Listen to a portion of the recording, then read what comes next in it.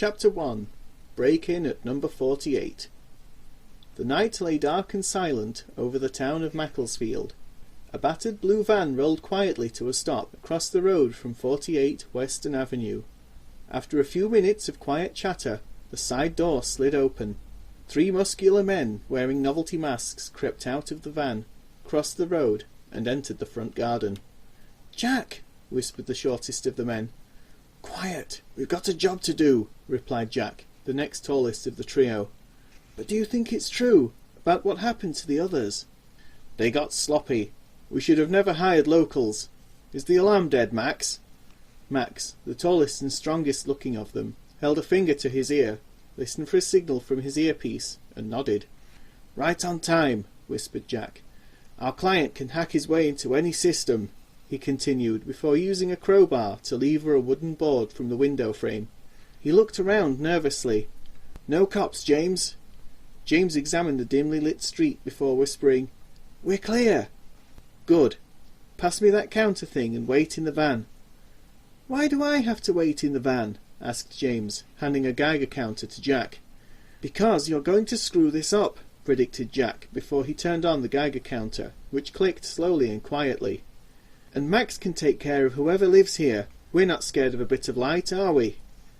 James stepped quietly towards the van while his accomplices broke into the house. He watched the windows, following the beams of torchlight as Jack and Max made their way through the building.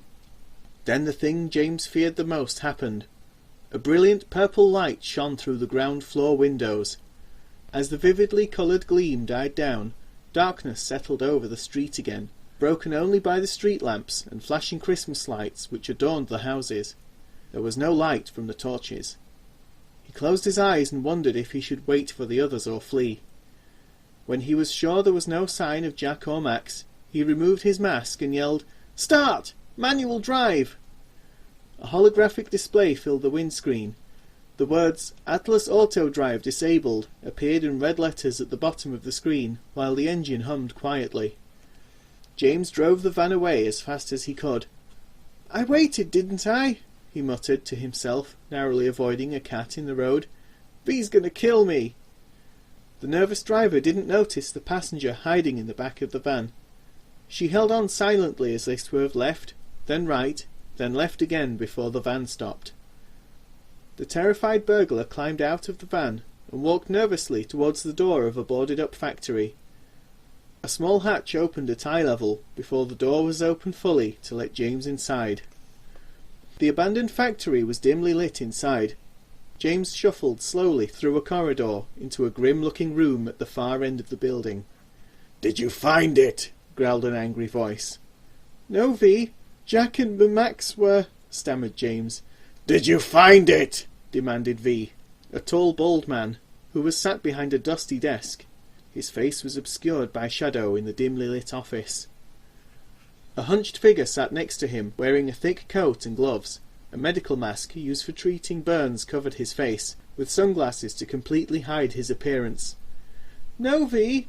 The purple light—" "Aye, we have the right house," cackled the hunched man with a slight hint of a Scottish accent. "After all these years I will have my prize, and you will have your reward." V stood up and yelled, "You've lost 2 of our best men, and all you've got is some nonsense about purple light, just because you overheard those locals going on about how they saw it before they woke up at the cop shop. Enough! When I find out who's behind this, I'm going to personally wring their neck." A ferocious black and brown dog ran towards James, barking and snarling so loudly that nobody noticed the short yell of the doorman in the corridor. "Down, Rabies!" commanded V, pulling back on the steel chain attached to the dog's collar, halting it less than an inch from James' leg. "What do you want me to do, sir?" asked James, trembling as he stepped nervously away from the dog, which trotted proudly around the desk to return to his master.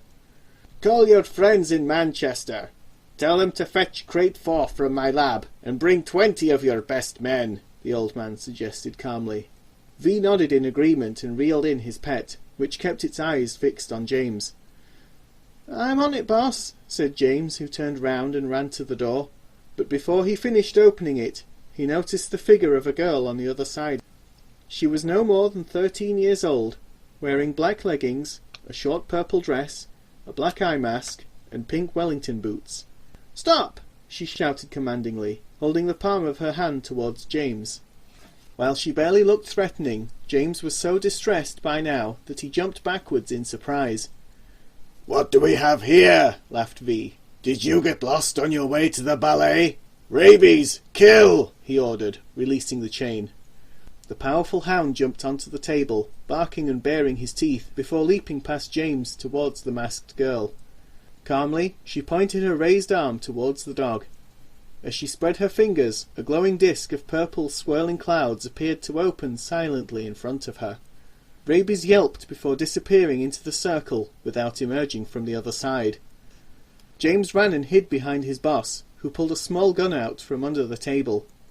"I don't believe my eyes! Who are you supposed to be?" grunted the gang leader with his finger on the trigger. "The Stormbringer," she said confidently, even with the gun aimed at her head. "Stormbringer? You gonna rain dance me to death?" he laughed before his followers joined in. The old man at the table watched silently. "So this is the gang that's been robbing the house on Western Avenue," said the Stormbringer. "And you're the one who's been sending my men to the cops. Now everyone in this room knows where you live. After I kill you, we're gonna come for your family. Nobody defies the Moss Side Gang," he ranted, raising his voice mid-sentence. The girl stepped back. She had revealed her identity to an armed gang, and wondered how she could stop them all from hunting her parents and her brother. She had to think fast. "Now we know we've got the right place. You're not gonna live there no more," laughed the bald man as he squeezed the trigger. But the Stormbringer had already put her hand out in front of the bullet, creating another circle of clouds. At the same time, the previous disc collapsed into a dot before disappearing altogether. The bullet vanished into the portal, and the clouds faded away. "Very well. Aim!" shouted V. The sounds of guns being cocked filled the room. Men with ancient-looking revolvers stepped out of the shadows surrounding the Stormbringer. She looked around, silently counting the gunmen. 8!